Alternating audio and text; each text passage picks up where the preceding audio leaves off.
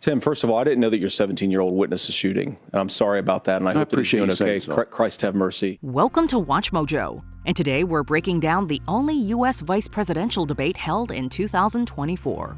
The debate featured Democratic and Republican candidates Governor Tim Walz of Minnesota and Senator J.D. Vance of Ohio, respectively.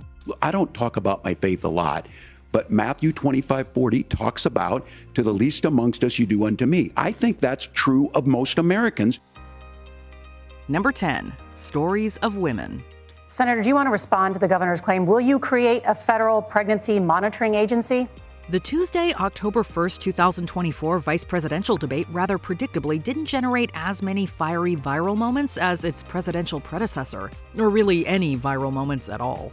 Instead, the two vice presidential candidates, Governor Walz and Senator Vance, civilly discussed the hot-button issues affecting the United States. My party, we've got to do so much better of a job at earning the American people's trust back on this issue where they frankly just don't trust us. One notable exception to the mostly polite vibe of the evening, the topic of abortion, perhaps the most hot button of them all.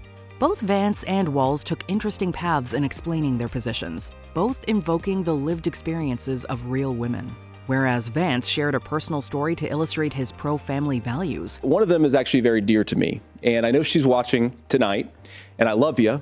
Walz shared instances in which women, whom he named, struggled with receiving procedures that they needed. How can we as a nation say that your life and your rights, as basic as the right to control your own body, is determined on geography?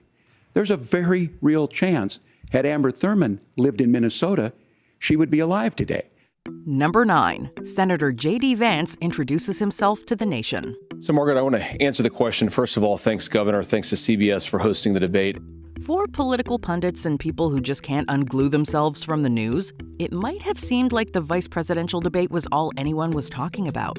However, zoom out and you'll see why Senator Vance felt the need to present his entire life story, his hillbilly elegy, if you will, to the American public. In a few short minutes, Vance managed to articulately distill his most important talking points into a succinct summary, supporting the unflappable persona he's sometimes associated with. I went to college on the GI Bill after I enlisted in the Marine Corps and served in Iraq. And so I stand here asking to be your vice president with extraordinary gratitude for this country.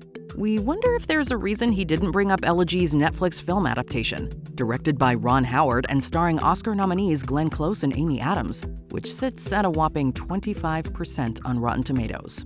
Number 8, more concepts of a plan. Former President Trump was asked about replacing the Affordable Care Act.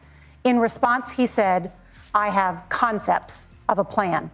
Don't worry, it's coming. We'll get to Trump's more infamous quote of the second 2024 presidential debate. For now, though, anyone watching the vice presidential debate and who had access to the internet would surely have been amused by Norah O'Donnell's reference to a much-memed Trump quote. For the uninitiated, former President Trump, when asked in the second debate how he planned to replace and improve upon the Affordable Care Act, responded that he had, quote, concepts of a plan. So just a yes or no, you still do not have a plan? I have concepts of a plan. I'm not president right now. An instantly memorable phrase, J.D. Vance did his very best to sell Trump's vague concepts. You're not going to propose a 900-page bill standing on a debate stage. It would bore everybody to tears, and it wouldn't actually mean anything because part of this is the give and take of bipartisan negotiation. To which an incredulous Walz responded that, quote, "It cracked me up as a fourth-grade teacher because my kids would have never given me that." Number 7, Vance backtracks on his actual claim that Trump could be America's Hitler. We knew it was only a matter of time until this came up. Before Trump had ever selected Vance as his running mate, before Vance was even a sitting U.S. senator, the Republican vice presidential candidate was a staunch never-Trumper. In 2016, you called your running mate Donald Trump unfit for the nation's highest office, and you said he could be America's Hitler. I know you've been asked many times, and you've said you regret those comments. The former author and venture capitalist had, from 2015 onwards, been vocal in his criticism and even outright disdain for the former president. During the Tuesday evening debate, Vance was forced to face his past statements and wisely made the call to reject them outright. Donald Trump delivered for the American people. Rising wages, rising take-home pay, an economy that worked for normal Americans, a secure southern border, a lot of things, frankly, that I didn't think he'd be able to deliver on. Admittedly, given the severity of Vance's past insults, it's more than a little bizarre to watch the Ohio senator emphatically sing Trump's praises. Number 6, a flash of vulnerability. And we can make a difference. We have to. If you're listening tonight, this breaks your heart. This isn't the last time we'll return to the sparring politicians back and forth on what to do about gun control. Contemplating the complex, uniquely modern issue, Governor Walz made the heart-rending revelation that his 17-year-old son had been witness to a shooting at a local community center. Those things don't leave you. As a member of Congress, I sat in my office surrounded by dozens of the Sandy Hook parents, and they were looking at my 7-year-old picture on the wall. Their 7-year-old were dead. In a sincerely touching moment, Senator Vance offered a momentary olive branch to his Democratic rival. Tim, first of all, I didn't know that your 17-year-old witnessed a shooting, and I'm sorry about that, and I hope that he's doing okay. Christ have mercy. Not only did Vance offer kind words, he followed up on Walz's point with a thoughtful, measured, alternative perspective that suggested an open channel of communication. We unfortunately have a mental health crisis in this country that I really do think that we need to get to the root causes of, because I don't think it's the whole reason why we have such a bad gun violence problem, but I do think it's a big piece of it. Wait, these things can be constructive? Number 5, where's Walz? You said you were in Hong Kong during the deadly Tiananmen Square protests in the spring of 1989. But Minnesota Public Radio and other media outlets are reporting that you actually didn't travel to Asia until August of that year. As you'll see later on, the October 1st, 2024 vice presidential debate was refreshing in more ways than one. Although it took more than a little coaxing, viewers were treated to a vanishingly rare sight, a politician admitting that he had messed up and apologizing for it. Earlier in the week, Minnesota Public Radio had investigated Tim Walz's claims that he had been in Hong Kong during the headline-making 1989 Tiananmen Square protest. What did it find? That Walz couldn't possibly have been there at that time. My community knows who I am. They saw where I was at. Look, I will be the first to tell you, I have poured my heart into my community. I've tried to do the best I can, but I've not been perfect, and I'm a knucklehead at times. After a lengthy explanation as to what he was doing in China, Margaret Brennan politely asked that the governor properly respond to the question. He promptly fessed up. All I said on this was I got there that summer and misspoke on this, so I will just, that's what I've said. Number 4, Project 2025 rears its head. Their Project 2025 is going to have a registry of pregnancies. It's going to make it more difficult, if not impossible, to get contraception and limit access, if not eliminate, access to infertility treatments. During the presidential debate between Kamala Harris and Donald Trump, Vice President Harris cited Project 2025 as an indication of what a second Trump term might usher in. A sort of political manifesto published by conservative think tank the Heritage Foundation, Trump vehemently denied having anything to do with the initiative, despite maintaining a known relationship with its founder, Kevin Roberts. This was a group of people that got together. They came up with some ideas, I guess some good, some bad. Governor Walz, addressing Project 2025's very real potential for significant harm, made the frightening proclamation that it, quote, is going to have a registry of pregnancies. That said, CNN's Daniel Dale and Katie Labosco noted that, quote, Walz's claim is false, and there is no indication that a Trump-Vance administration is trying to create a new government entity to monitor pregnancies. Women having miscarriages, women not getting the care, physicians feeling like they may be prosecuted for providing that care. Number 3, the issue of January 6th. Would you again seek to challenge this year's election results, even if every governor certifies the results? I'll give you 2 minutes. The attempted insurrection of the United States Capitol building on January 6, 2021 still looms large over Donald Trump's 2024 presidential campaign. And now, by extension, J.D. Vance's path to the White House. Pressed directly on whether or not he and former President Trump would accept a loss, Vance claimed that they were, quote, focused on the future, and that the transfer of power had been completed. There were problems in 2020, and my own belief is that we should fight about those issues, debate those issues peacefully in the public square, and that's all I've said, and that's all that Donald Trump has said.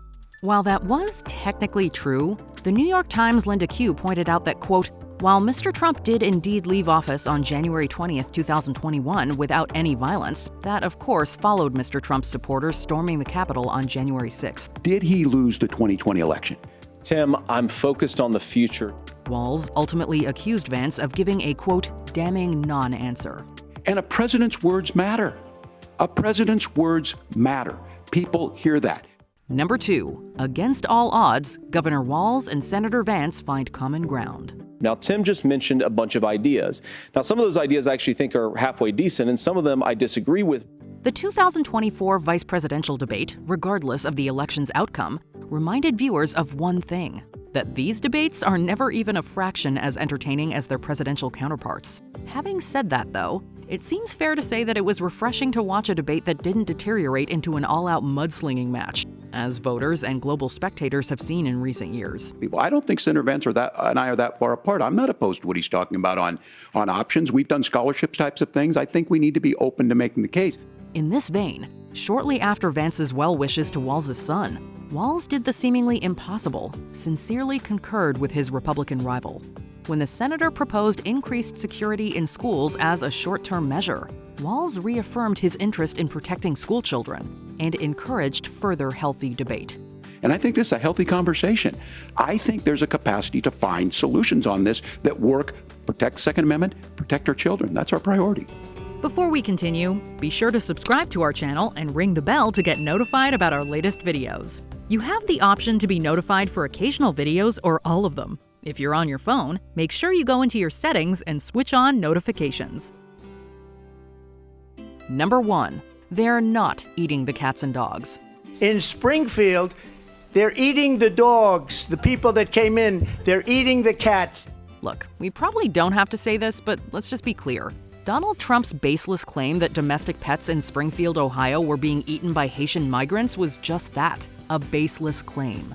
It's worth noting then that Trump's highly memed declaration originated with a post on X by J.D. Vance. Just to clarify for our viewers, Springfield, Ohio does have a large number of Haitian migrants who have legal status, temporary protected status. Well, Margaret, but Thank you. Senator, we have so much to get to. Calling back to this, Walz accused his opponent of refusing to cooperate with Democrats on the issues of immigration and border control. The Minnesota governor also spoke to some of the consequences of Trump's memorable quote. And the consequences in Springfield were the governor had to send state law enforcement to escort kindergartners to school. In response, Vance butted in to protest the supposed, quote, fact-checking he was being subjected to. And both candidates had their mics muted in what was surely the debate's most awkward moment. Gentlemen, the audience can't hear you because your mics are cut. We have so much we want to get to. Thank you for explaining the legal process. Which moment shocked you the most? Let us know in the comments below. Well, I've enjoyed tonight's debate, and I think there was a lot of commonality here, and I'm sympathetic to misspeaking on things, and I think I might have with the senator. But me too, man. There's one. Did you enjoy this video? Check out these other clips from WatchMojo, and be sure to subscribe and ring the bell to be notified about our latest videos.